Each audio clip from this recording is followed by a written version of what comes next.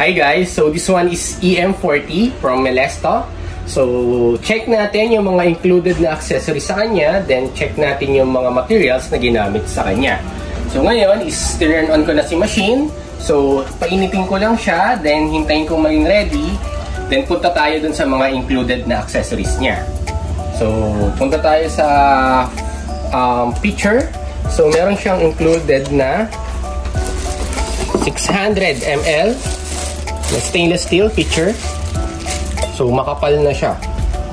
And after nyan, meron siyang naked na portafilter. So naked na siya. Then meron tayong another portafilter. So this one is naka double spout. Then ang basket niya is double. Pero meron din tayong extra na single spout. So kung gusto niyo mag single shot, palitan niyo lang yung spout niya, then kabit niyo tong single. Then so ito yung meron siyang blind basket. Then basket for single shot kung magsi-single shot ka. Then meron din siyang dalawang lever. So yung lever is nilalagay natin sa hot water and sa steam. So install ko lang siya, tanggalin ko lang yung plastic, then install ko siya dun sa espresso machine natin. So ang nakalagay sa kanya, steam tip niya is 3 holes, pero meron tayong extra na 4 holes. So depende kung ano mas gusto nyong gamitin. So may extra na 4 holes, then 3 holes yung nakakabit sa steam wand niya. Then syempre hindi mawawala ang tamper. So, ang size ng tamper natin is 58 mm. Then, ang size ng portafilter natin is 58 mm. So, fit yung tamper and portafilter. Meron din siyang kasama na Allen wrench. Then, extra accessories. I think para sa switch ata to or sa loob ng machine. Just in case na magkaroon ng troubleshoot. So, punta tayo dun sa mismong machine. So, ang gamit ko ngayon is gallons. Then, kaya ni machine na kumuha ng water galing sa baba papunta dun sa espresso. So, hindi na natin kailangan ng water booster or water pump. So, sa left side niya, makikita mo yung screen niya. So, nandito yung temp na nasa boiler natin for brewing head. Then, kung gusto mong i-adjust yung steam, single press mo lang yung S. Then, naka-default siya ng 25. Then, kung i-adjust mo, so, ang maximum niya is 35. So, sa 35, kung gusto mo ng mas mataas or mas malakas na power sa steam, iset mo siya ng 35. So, ngayon is nakaset na siya ng 35. So, then sa brewing head natin, kung gusto mong dagdagan, sinet ko siya ng 92. So, kung iseset mo siya, plus minus lang. So, yung plus natin is yung nasa upper, then yung minus is yung nasa lower. So, naka 92 degrees Celsius na siya.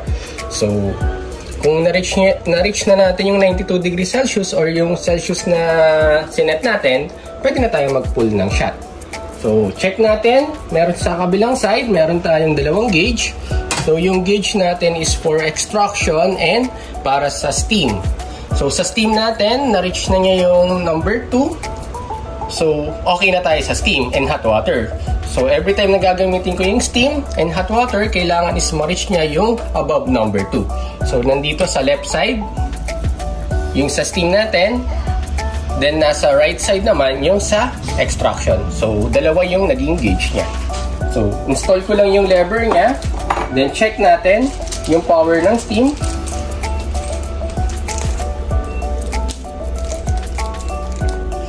So, ngayon, lagay ko na yung lever.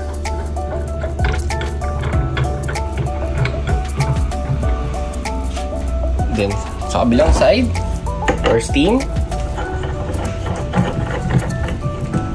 So, ang nakalagay sa steam tip natin is 3 holes. So, sa steam natin, steam boiler natin, in hot water, meron tayong 3.2 liters ng capacity. Then, pagdating sa brewing head, meron tayong 1 liter. Pinagandahan sa boiler niya is na pre-precise na niya yung temperature niya. So, nagiging accurate na yung nagiging temp natin both sa brewing head then sa steam and hot water. So, meron insulated na rin yung yung pinaka-boiler niya, so hindi siya totally umiinit yung singaw niya. So, hindi umiinit yung mismong labas ng machine or na babawasan yung pag-init. So pagdating sa pump, naka 9 bar tayo.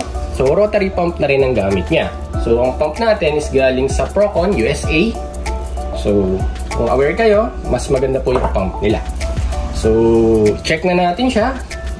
Sa steam po muna tayo. So 3 holes sa steam. Check natin. Steam lever. So nasa 35 tayo.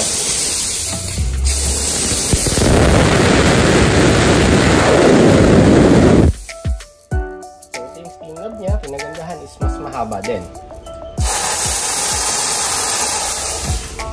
Then check natin yung sa hot water. So yung hot water natin is yung nasa left side. So ibababa ko lang tong lever na to.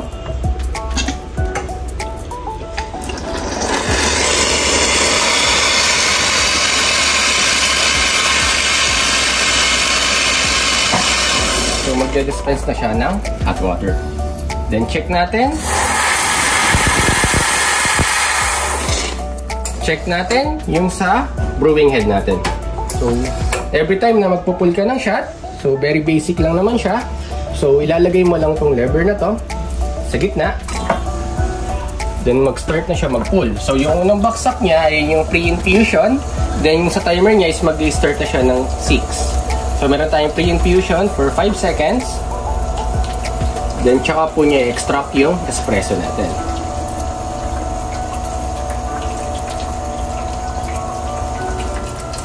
So, mas tahimik yung pump niya.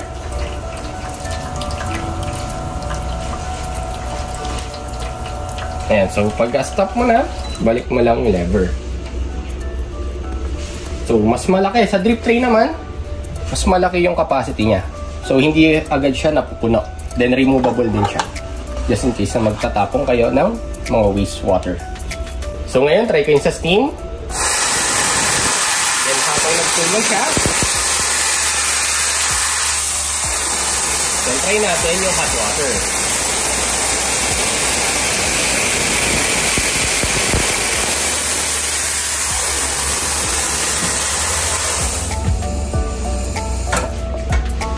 So ngayon lang naman. Thank you!